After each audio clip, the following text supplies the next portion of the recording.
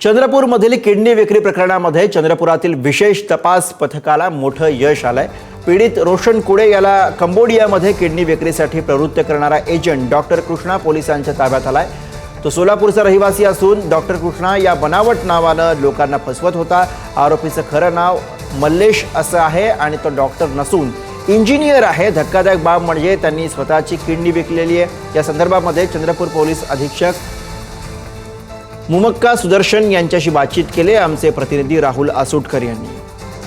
महाराष्ट्रात खळबळ उडवणाऱ्या चंद्रपुरातील किडनी प्रकरणात चंद्रपूर विशेष पोलीस पथकाला यश गवसलेलं आहे आणि याच विषयी बोलण्यासाठी आपल्यासोबत जिल्हा पोलीस अधीक्षक मुमक्का सुदर्शन आहे।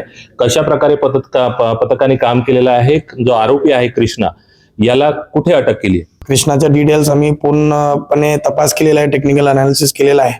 त्या अनुषंगाने आम्हाला परवा माहित पडला की डॉक्टर कृष्णा तोच आहे, तो आमच्या टीम पाठवलेला आहे आणि मी त्यांना सोलापूर कडून आम्ही त्यांना अटक केलेला आहे आणि त्यांच्या 4 दिवस PCR पण भेटलेला आहे। आज आम्ही त्यांना विचारपूस केल्यानंतर माहित पडला की तो पण एक डोनर आहे, किडनी डोनर आहे। त्यांच्या पण काही बिझनेसमध्ये काही नुकसान झाला तर त्यांच्यावर खूप दबाव आला की फॅमिलीसाठी, परिवारासाठी त्यांनी फेसबुक वापरून फेसबुकमध्ये काही सर्च केला की किडनी डोनेट कसा करणार आहे म्हणून। त्यांना पण कोणी दुसरा माणूसने त्यांना मदत केलेला आहे।